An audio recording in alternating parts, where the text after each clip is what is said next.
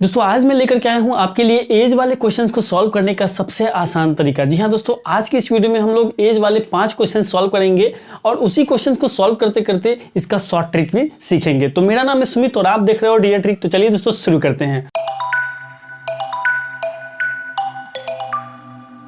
दोस्तों सबसे पहला क्वेश्चन आपके स्क्रीन पे है। क्वेश्चन कर रहा है कि ए तथा बी की वर्तमान आयु 4:5 है। 5 वर्ष बाद यह अनुपात 5:6 हो जाएगी, है ना। तो ए की वर्तमान आयु कितनी है, तो इसे हम कैसे सॉल्व करेंगे। बहुत ही सिंपल सा क्वेश्चन है दोस्तों, आइए देखते हैं। दोस्तों ए और बी का वर्तमान अनुपात दिया हुआ है आपको 4:5, ठीक है। उसके साथ साथ दोस्तों कह रहा है कि 5 साल के बाद ये जो अनुपात है ये 5:6 हो जाएगी, ठीक है। तो ए की वर्तमान आयु कितनी है, कुछ नहीं करना है दोस्तों, इस 5 में इस 4 से मल्टीप्लाई कर देना है और जो रिजल्ट आएगा वही दोस्तों इसका होगा आंसर, ठीक है। यानी कि ए की वर्तमान आयु कितनी होगी दोस्तों, 20 साल। तो देखा आपने कितना इजी ट्रिक है, ठीक है। तो आइए दोस्तों नेक्स्ट क्वेश्चन में इस ट्रिक को हम लोग डिटेल में समझते हैं। दोस्तों दूसरा क्वेश्चन है कि रमेश तथा दिनेश की वर्तमान आयु का अनुपात क्रमशः 14:17 है, ठीक है। 6 वर्ष बाद उनकी आयु का अनुपात क्रमशः 17:20 हो जाएगा। तो दिनेश की वर्तमान आयु कितनी है, ठीक है, ये आपको निकालना है। दोस्तों इस क्वेश्चन को हम लोग डिटेल में अच्छे से समझेंगे ताकि आप इस तरह के क्वेश्चंस को आसानी से चुटकियों में सॉल्व कर सकें। तो इस क्वेश्चन को दोस्तों आप लोग ध्यान से देखिएगा। दोस्तों क्वेश्चन में कह रहा है कि रमेश तथा दिनेश की वर्तमान आयु का अनुपात 14:17 है। तो हमने यहाँ पे रमेश का और दिनेश का अनुपात लिख दिया है, ठीक है। उसके साथ साथ दोस्तों इसका जो वर्तमान आयु का अनुपात है वो भी हमने यहाँ पे लिख दिया है। अब दोस्तों यहाँ पे आप ध्यान दीजिएगा कि जब भी आप इस तरह के क्वेश्चन को सॉल्व करेंगे तो यहाँ पे दोस्तों सबसे ऊपर में पास्ट में जो रेशियो दिया हुआ होगा उसे आप लिखेंगे, उसके बाद प्रेजेंट में जो रेशियो होगा उसे लिखेंगे और सबसे लास्ट में फ्यूचर में जो रेशियो होगा उसे आप लिखेंगे, ठीक है। क्वेश्चन में अगर पास्ट का रेशियो दिया हुआ है तो सबसे ऊपर में लिखना है, प्रेजेंट का रेशियो दिया हुआ है तो बीच में लिखना है, फ्यूचर का रेशियो दिया हुआ है तो उसे आप सबसे लास्ट में लिखेंगे, ठीक है। इसे आप ध्यान में रखिएगा। अब दोस्तों क्वेश्चन में कह रहा है कि 6 वर्ष बाद उनकी आयु का अनुपात 17:20 हो जाएगा। 6 वर्ष बाद यानी कि फ्यूचर में, तो उसे हम नीचे में लिखेंगे, कितना हो जाएगा 17:20, ठीक है। तो इसे हमने लिख दिया नीचे में, ठीक है। कितने साल के बाद, 6 साल के बाद, तो यहां हम लिखेंगे 6 ईयर।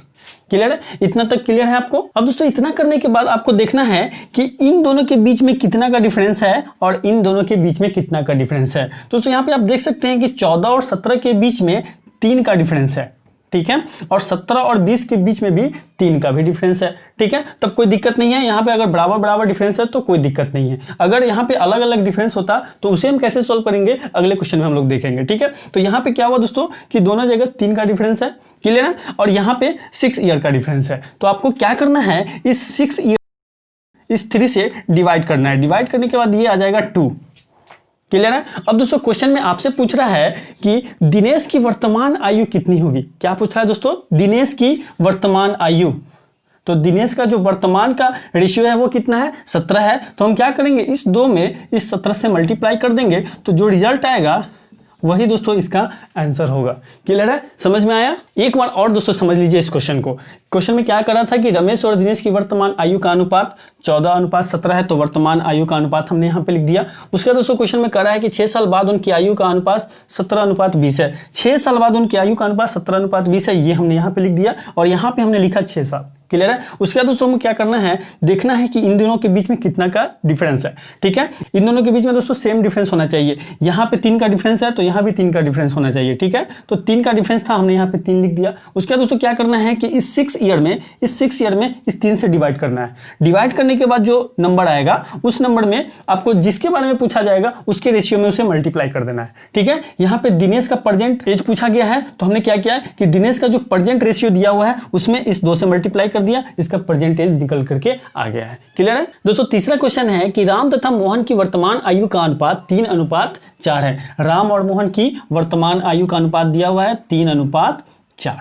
क्लियर है। क्वेश्चन में आगे कर रहा है दोस्तों कि 10 वर्ष पूर्व मतलब आपको पास्ट में जाना है, यानी कि अब जो रेशियो आपको मिलेगा उसे आप पास्ट में लिखेंगे। क्वेश्चन में कर रहा है कि 10 वर्ष पूर्व उनकी आयु का अनुपात क्रमशः 4:7 था। तो ये 4:7 हम इसके ऊपर में लिख देंगे।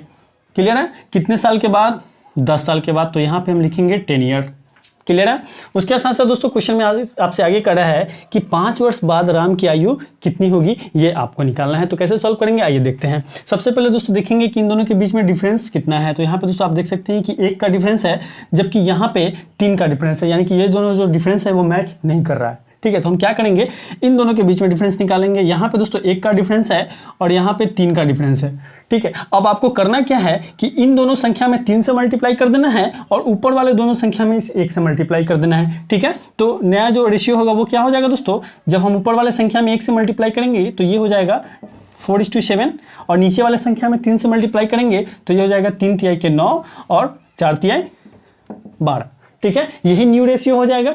ठीक है, अब दोस्तों डिफरेंस देखते हैं। तो यहाँ पे दोस्तों 5 का डिफरेंस है और यहाँ पर भी 5 का डिफरेंस है। क्लियर है, समझ में आ गए। अब क्या करना है दोस्तों, यहाँ पे 10 साल है तो इस 10 साल में हम 5 से डिवाइड कर देंगे। रिजल्ट कितना आएगा, रिजल्ट आएगा 2।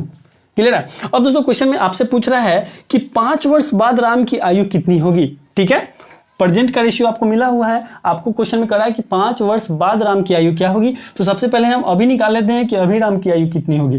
दोस्तों अभी जो प्रेजेंट डेट में राम का रेशियो दिया हुआ है 9, तो हम क्या करेंगे, 2 में 9 से मल्टीप्लाई कर देंगे, ये हो जाएगा दोस्तों 18।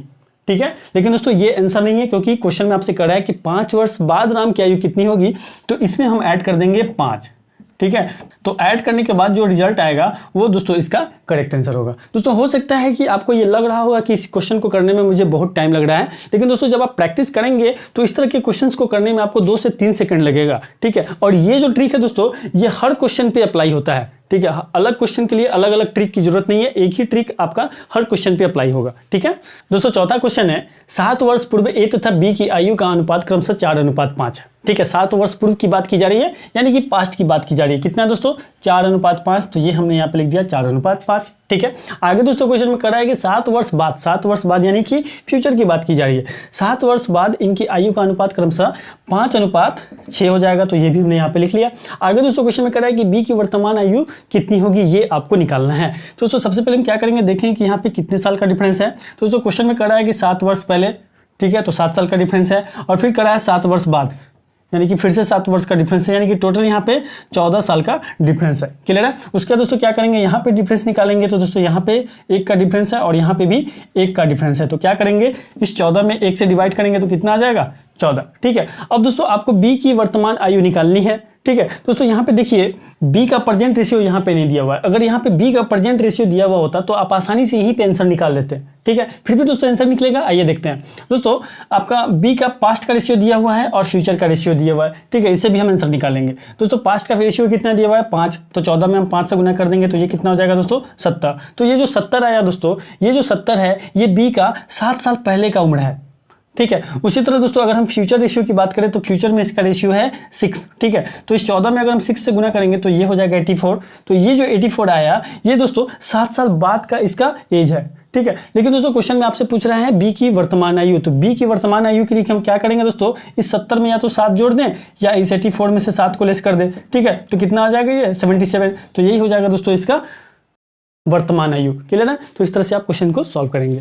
दोस्तों 5वां और लास्ट क्वेश्चन है कि सीता तथा गीता की वर्तमान आयु का अनुपात 13:17 है। ठीक है, वर्तमान आयु का अनुपात कितना दिया हुआ है, 13:17।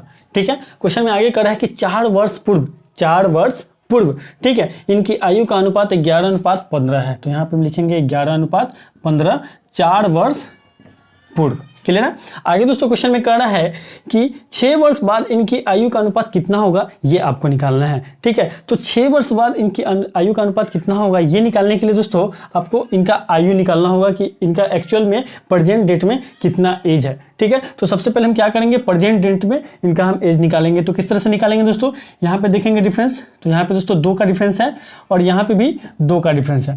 क्लियर है। तो क्या करेंगे, इस 4 में हम 2 से डिवाइड करेंगे तो ये हो जाएगा दोस्तों 2।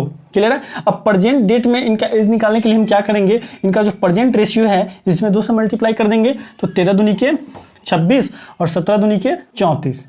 क्लियर है। तो इनका जो प्रेजेंट डेट में एज है वो यहाँ पे निकल करके आ गया है। अब क्वेश्चन में आपसे कह रहा है कि 6 वर्ष बाद इनकी आयु का अनुपात कितना होगा, तो दोनों में हम 6 साल जोड़ देंगे तो ये हो जाएगा दोस्तों 32 और ये हो जाएगा आपका 40। ठीक है, इसको सॉल्व करेंगे तो ये हो जाएगा 8 चौके 32 और ये हो जाएगा 8 पचे 40। तो ये हो गया दोस्तों इसका फ्यूचर का रेशियो, यानी कि 6 साल बाद इनका जो रेशियो होगा वो होगा 4:5। क्लियर है दोस्तों।